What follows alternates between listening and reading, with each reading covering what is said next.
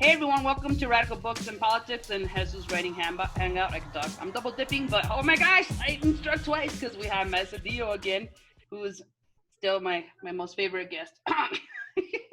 Anyway, he's been my only guest. That's not true. He's amazing. Um, so I saw in your Facebook post that Gerald Horne, he's a Yeah. noted historian. He put your book on stack, which I know is a great honor. But you said these are the moments I've lived for. That moved me. So tell me about this. Well, I mean, the thing about it is, like I have a lot of respect for my fellow poets. I have really a lot of, like people that you know, that sit down and write this thing called poetry, which is so elusive and so just like, what are we even doing here, right? I have a lot of respect for a lot of respect for poets, but the people whose opinion I care most about are the historians, right? Because it's Oh not wow. really, I don't really care so much like what people think of my craft. I care to a degree what people think of my craft and my ability to write and whether I'm a good writer or not. But like more than anything, it's the content, right? And so, Mm-hmm. what do I care what a student of Wordsworth thinks about what I think about, like World War II or something? Like, what do I care what you think of my opinion on these things? Like, why do I care what you think about what I'm saying? So it's the historians. I mean, it's not that I don't care. I mean, everyone has an opinion. And I'm not going to be dismissive like that. But it's like your ability, the fact that we share this skill, this ability to write Yeah. poetry, doesn't translate to the fact that you even know what I'm talking about when I write these historical things. I mean, you may, or you may not, but your ability to write poetry has no bearing on whether or not you're Mm. going to understand this historical stuff I'm talking about. So historians obviously are like people that are so like people that dig through archives, people who write books. People don't read books; they write them, right? So they search for primary sources. They go to libraries. They look at microfilm. They do all kinds of things to compose and synthesize these things called history books, right? And those people's opinions matter more to me than anyone else's. That's And awesome. so for Gerald Horne, who I think has written like 26 books or something like that this century, um, is such a prolific writer, and for him to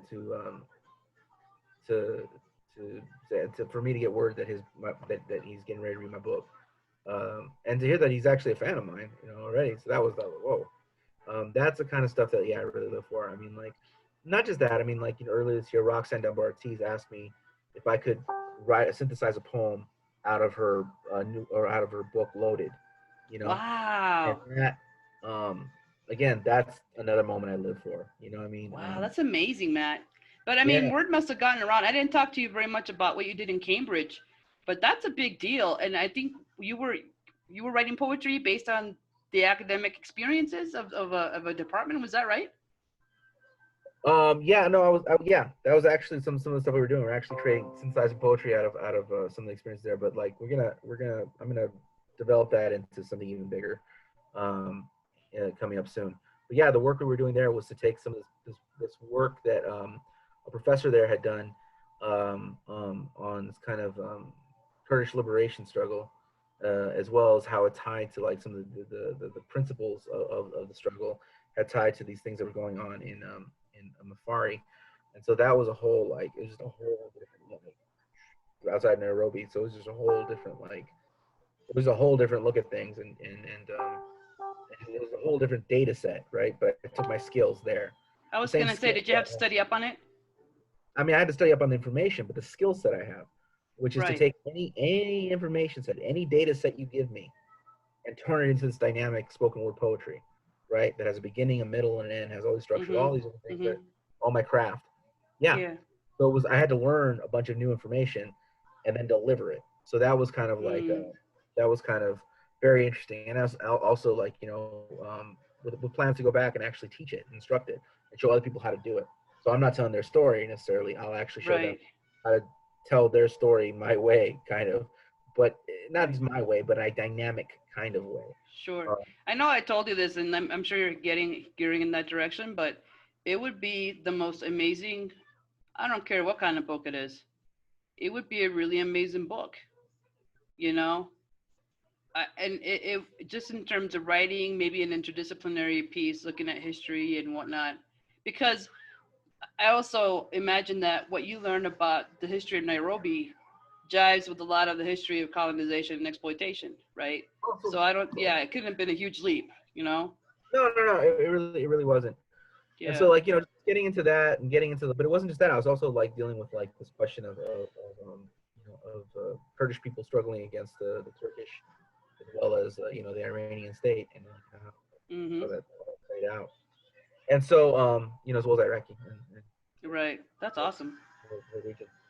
But like that was kind of like it's very complex and there's a lot of different moving parts there and there's things you want to Sure. side with, things you don't want to side with.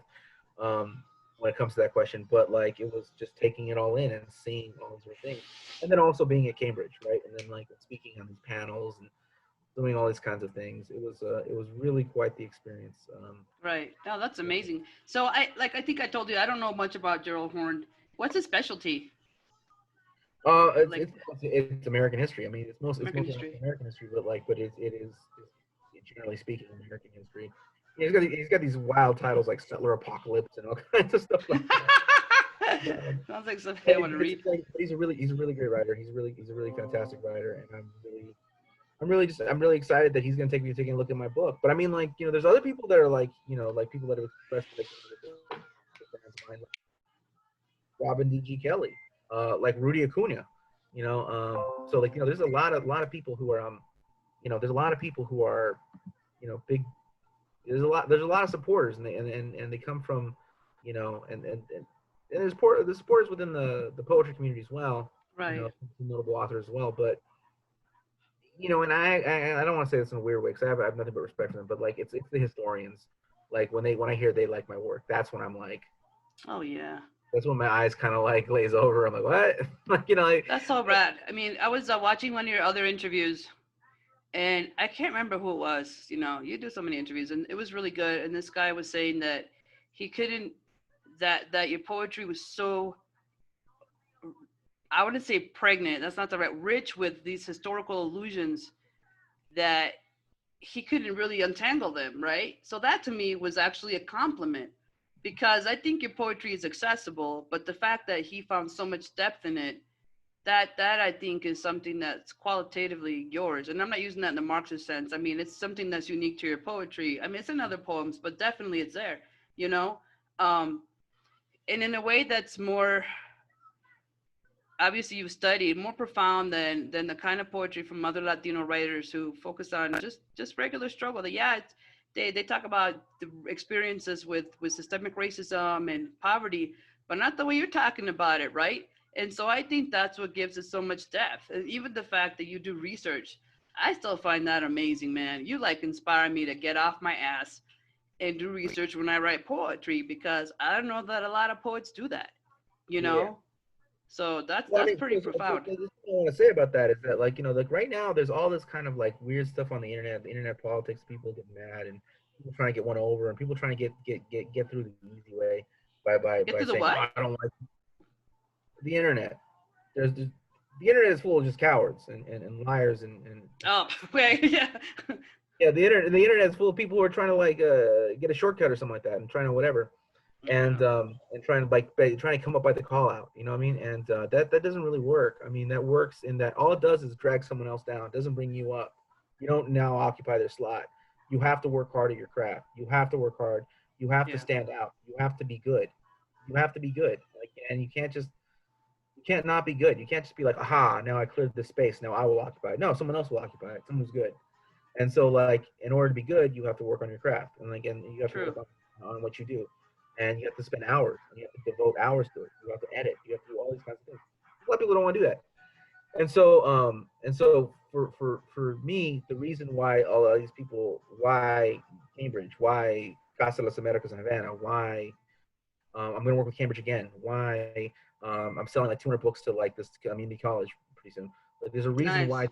it's happening for me, and And there's my a college too in the future. in the future. Yeah, we're working on that one too. So there's Yeah, a reason all these things happen for me, and it's not because it's not for any nefarious reasons. It's because I work really hard, of and it's course. because I work hard on not just I work hard on on getting the book out there and pushing the book, but I also work hard on the book itself and the quality of Right, it. right. Really No, high. that's commendable. I mean, a lot of, I mean, that's really inspiring to me. You know, it really is. Um, in fact, I was chatting with David when I was interviewing him in that botch up. That's he's going to come on again next week. But one of the things he mentioned is that at one point you and he were doing workshops. Mhm. Um, to kind of teach this. I'm assuming the similar kind of craft, and you do workshops too, right? Right, Yeah. Matt? Like you, and do you now find that you're focusing on this? I don't want to call it a technique, but your process that's uniquely yours. Yes, the 3 act poem is pretty much what I do now. I do that, and I do a multi-prompt kind of thing. And just if I can do this for like 7-year-olds, and I can do this for like college graduates. I mean, or That like is I can do amazing. and it doesn't really change that much. For the 7-year-olds, I have this new system in where I bring in like a stop sign. So it says stop, get their attention, slow down, add details, teach them something, and out of that go tell them what you want them to do, right? So Awesome. essentially, at the beginning where you world build, that stop, get their attention. So the next part is slow down, add details. Because that's the part where you like, where you like kind of like, tell them if we're writing about sharks, tell us the Hmm. different types of sharks and blah blah blah, blah, right? At the very end, go tell them what you want to do, right? So I've shown them how to like world build, how to set up like how to like world expand, and then finally call to action. So that's kind of what we work with like 7 to 10 year olds. And then now I'm moving, then I have a different way what I would approach from like 10 to 14, then different way 14 18, and then different with college, and then from there it's the exact same thing for everyone else. Um, That's but, awesome. but really, once again, the thing with 3 act poem is that it on one side you have what you're talking about, on the other side how Hmm. you're going to talk about it. So by separating those two things, you're able to move more quickly. Right, right. No, that makes sense. In fact, I was analyzing my poetry. I don't know if I told you this, and the one piece that I think was the most coherent was one that I did research on because I was at I don't remember labor notes, I think, one of those conferences, and I should have done more research, but I was talking to these organizers and the water situation in Colombia and Mexicali because Mexicali they were doing a protest against Corona, and I weaved that shit into my poem, but I was talking about my life experiences. But I gotta say, that's one of the best pieces, because it had detail, and I should have worked on it more. I love this idea of spending hours on your poetry, because I think sometimes people think, "Oh, I wrote it, I'm done," Yeah, and yeah. I captured my feelings or whatever. But I think poetry can be just as powerful. Like I think about people like Roque Dalton and other, Pablo Neruda and whatnot, who had such a deep political impact. And you gotta believe they spent time on their craft. They didn't just whip one out and they're like, oh, I'm done. Right. But do you have favorite poets that you recommend for anybody that have had an impact on you or that you respect the I mean, you I'd know? say the person like the contemporary kind of person that like. Well, obviously, I recommended David to get interviewed here. So I mean, like, He's excellent. He's funny. He's a different style, but he's out. I yeah, love his poetry. It's yeah, funny, funny. yeah. Um, there's a number of people, and if I start listing them, I won't stop, right? So, but the number one person I would say, the person that like I kind of think to when I think about like my time on Earth and my abilities and what I do, and I think like, wow, this guy has got me beat in some departments. He's around the same age as me. It's Tongo Easton Martin, and you really got to check him out. He's really incredible. I mean, he's definitely a better poet than I am. I mean, who's the Mm. better like propagandist? That's an open question because I think Oh, I'm probably interesting. a propagandist. Right, right, right. I'm better at like like throwing a Molotov, like bam, like Yeah, right, right, right. right. But in terms of just like weaving these things and this just like, oh my god, I never thought of the world that way. Oh, the world can look that way. Tongo's incredible. Tongo's Oh, incredible. wow. So what was his name? Tongolese and Martin. Tongo Easton Martin, yeah, Tongo Easton Martin. Where's He's he incredible. from? San Francisco. Oh, yeah, San Francisco, man. They produce a lot of amazing poets. Yeah, I yeah. should No, probably want to Tongo's go there. incredible. I'm gonna write it down so I Um, can post it. you know, a lot of what I do. I mean, what I do is very explosive. And so like I'm Right. very. No, of course. I don't know if you've seen the views on the last interview. I'm like, hot damn, Matt has a following. Oh It's yeah. been the one that I just did recently got like 141 views. So Cool. that says to me, seriously, that says to me like people respect your work and they're paying attention. But I've also been pimping that fuck you poem, how to write a fuck you poem. That is so profound. I'm telling you, there's so much there that you captured in 6 minutes that I was like, damn, you know. There's a lot to unpack there. Yeah, so that was great. So I hear the little David Bird told me that you're planning on doing like an unboxing show or like a home program of sorts. Can you tell us more about that? Do you know what he's talking about? That's funny plans. I don't. What kind of show? He said you got, well, I just want to know what's coming up in the future. Like, what can people look out for? Are you going to do a reading or well, I mean, I'm Zoom working on reading or whatever? I'm working on my next manuscript, so that should come out pretty soon. Oh, really? Holy Not, shit. not soon, but like, like early next year soon. So, so like that, so I'm already on to the next. That one's gonna be, this one's a history book. The next one's gonna be like a sociology book. Put it that way. Cool. But I'm going to, I'm working on that. I'm working hard on that one. But I just got a lot of things coming. I'm working again with the University of Cambridge. That's coming up. I'm gonna do some projects with, I don't know. There's just a number of things. I mean, I don't want to say too many of them because I don't know. Right. No, I was thinking that maybe you were doing like a Zoom event, a Zoom reading, I think I'm doing one on Wednesday. Wednesday? Oh, sweet. With, oh, fuck. Sorry. That's right. So July 15th, I think, you're coming to my campus or college. I hate to use the word campus because it is a college. So that is, everybody, Wednesday, July 15th at 10:30 a.m. Central Time. Matt's going to come talk to my creative writing class. And not to brag, but these students are amazing. They're really good writers. We haven't hit the poetry unit yet. That's coming. And I'm inviting the whole community, basically. I'm inviting all the college and all the city colleges. So in fact, I was going to work on the advertising poster today. And I did talk to the president, hoping to get you some coin, like hint, hint, he's a big deal. Would be nice to hint it. But I don't think he replied to my email, so I'm going to have to call him on the phone. So I'm so curious. I mean, I think that's wonderful. I love that about you, Matt, that you're big. You're a big name. And yet you go where they call you, right? Some people, like, when you try to bring them to your college, they're like, oh, $10,000. And I'm like, the fuck? We're a fucking club. We don't have we don't even have like $10 in our bank account, So I think that's amazing. What? I mean, yeah, we just got some crumbs. Yeah, so we don't even have 10 Cheetos. We don't have 10 hot Cheetos. We got $10,000. Like, no, not the way the city colleges works with students clubs, man. Yeah. No, but I mean, that actually disappointed me, That and the fact of the matter, like we if we were clever, I guess. I was just thinking out loud because we would love to have more writers like you, more activists like you, because the time is ripe right now. I was telling, holy shit! I mean, you want to talk about something amazing, Matt? I had a class. Did I tell you about this? I had a class last semester where all the students identified as socialists. I almost fell out of my damn chair. But whether they identify as socialists or not, they are open to learning new ideas, open to criticizing the economy in ways that maybe even 6 months ago they weren't, or even a year ago, I think the COVID has opened up a lot of doors that might. Oh, yeah. Yeah, absolutely. But they also love reading poetry, and I'm just impressed with how deep their thinking is and how they're grappling with the world, and we need artists to put that out there. I find that poetry sometimes is a lot easier for some people to like learn from and then like a lecture or I find it's more accessible for people, right? Even though America seems to have like a anti-poetry culture too. That's really weird. But I do think that people like a song. Like I was thinking of the Eminem song that came out, and like it's Eminem, but people were really digging that message in that song. I'm not saying it was as profound in detail as yours, but it had an impact, And so that said to me, if Eminem could do it, we could do it. We could do it better, But did you hear that song? He was just, yeah.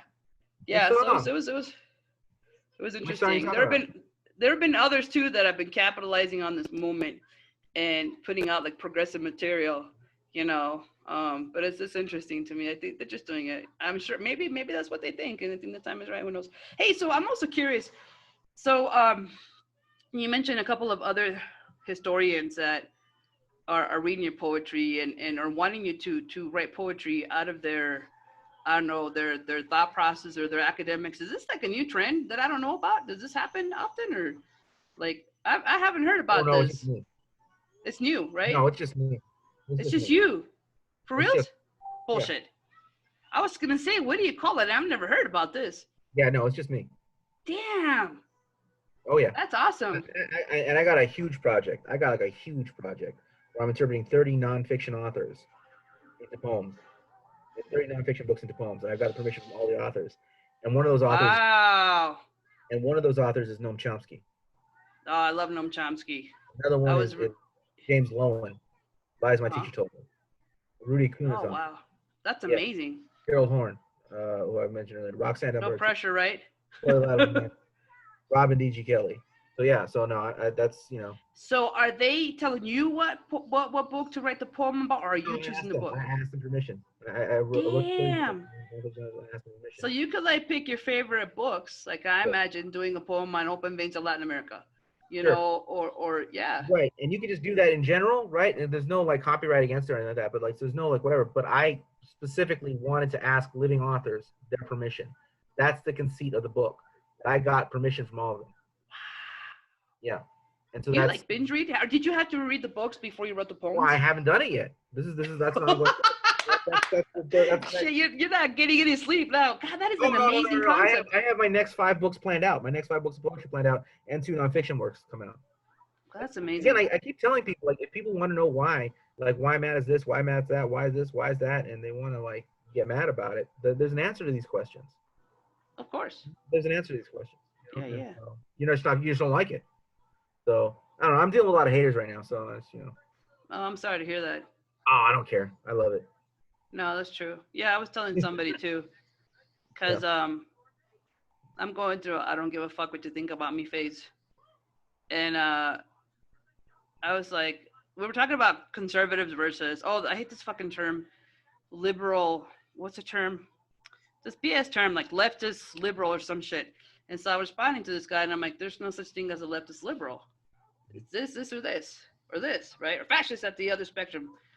And we're talking about, engaging ideas. And I was like, you know what, dude? I don't give a fuck what people think about me. This is what I believe, and I've studied, and you know what I mean? Fuck that, And it was about a concept of racism. But haters, haters often are really shallow and they don't know what the fuck they're talking about, to be quite honest with you. And whether it's a bot, a Russian bot getting you on Twitter or some fool on Facebook, when you actually start to engage them, they don't, that's it. All they know is the same line they're hearing, that they keep repeating, or this whole thing that's been aggravating me. Oh, well, there's a 97% recovery, with Corona. Nope. You know what? Fuck you. If that's the case, that 3% is still too much, And it pisses me off. Hey, you want to say hi to Matt? 3% of the world. I mean, like, think about that. Yeah. Out of 7 billion people, what is 3%? Yeah, he says out of 7 billion people, what's 3%? You're so wise, Antonio. Yeah. I mean, that's got to be way more than you think. Of course it's a lot. And I don't think that the success rate numbers are accurate. I mean, I'm thinking about Navajo Nation, too. They're being slammed right now. Terrible. And needlessly so, But, yeah, man, fuck the haters.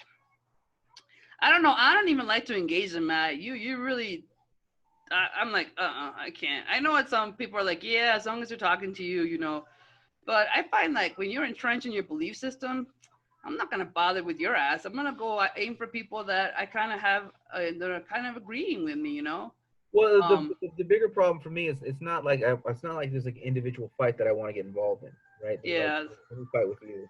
The more thing is that these are people who have platforms and who like do things, and what they're doing is they're preventing other people from preventing people from doing good, from organizing, because they're filling everyone with guilt and shame and all kinds of like that. And so those are kind of the people that I'm kind of fighting with. Yeah, that makes sense. They're big time haters. But then there's like the little smaller haters that like affect people locally and will try and like stop this avenue or stop this or stop that, as though I just won't find another way around. You know what I mean? Like I'll always find another way around. No, that's good. I mean that also takes that's brave, man. I imagine you get a bunch of hate messages and whatever, but yeah, I'd rather see the online than in person, man. Because yeah, that's a whole different story. I'm excited to read this book. People in person don't talk like that. They yeah. We should probably wrap it up. So there you go. But like, yeah. But I want to go work on your 5 books. I want to say this is that people when cell phones first came out, we were all told not to argue over text. Like all these therapists came out and said, don't argue over text, don't argue over text, don't argue over text. You're gonna like say things on text that you wouldn't say face to face. You wouldn't even say if you were on the phone with somebody, right? And so much of like textual experience is like you're writing your own novel or something like that. You're caught up in your own experience. You're not really talking to anybody. You're not engaging. And so much of what happens on social media is that it's just arguing over text, you know. And so you're having your own experience. And so people don't talk like this when they see you face to face. They're more reasonable. They're more rational. I mean, I'm probably more reasonable and rational face to face. But like when you get caught up in these like kind of like spirals of like zero to the bitter end, you end up just saying things that don't make any sense. And it's just like, all right, like what the hell you're talking about. Absolutely. So most of the internet is just gibberish. I mean, most of the things you see on social media is just gibberish that make absolutely no sense. And people would never say this thing in person because it'd be embarrassing. But you'll say these things online that don't make any sense. And because, you know, you're following a logic. You're following this logic train that's just going to lead you off a cliff. And so, you know, that's just kind of, that's the kind of stuff that's kind of hampering me right now or on my mind or in the back of my mind, but not really. Because, you know, because I won. I mean, they were coming after me and I won. So what do I care? But like, you know, but I know they're going to come back. So it's like, yeah, you know? Sure. Well, Matt, thank you so much. I know this was on the fly, but it was a really good interview. Yeah, cool. I'm glad you liked it. I liked it. No, I always learn a lot when I interview you because it's true, you know. So, Matt, can you tell people where they can find you on Facebook? Oh yeah. It's Matt Sedillo. I'm the one with like 5,000 friends, or near 5,000 friends. Don't ditch me. Huh? Don't cleanse me. Leave me on your Facebook. I'm gonna keep you. Yeah, and I dumped like 30 people, so now it's whatever. But like, yeah. So like, yeah, you can add me. We can talk, whatever. Follow me. But that's let me turn that on. But that's The movement is calling you. Yeah. That is Yeah. cool. So I'll post a link. Right, cool. And then your book. I'm sorry, I've been reading so many chapbooks. Don't tell me. Oh hell, I already forgot. I keep forgetting David's title too. Mowing the Leaves of Grass, which is available on Amazon, Apple Books, Barnes and Nobles, and through Flowering Song Press, right? Flower Song Press. Flower Song Press. Sometime I'll have to ask you about that press. I'm fascinated by the books they're producing. Thanks, Matt. This was amazing. Right. Hope to have you again soon, and we'll see you on Wednesday. Yeah. Awesome. Have a great day. Or evening, right? Yes. Bye, mijo. Take care.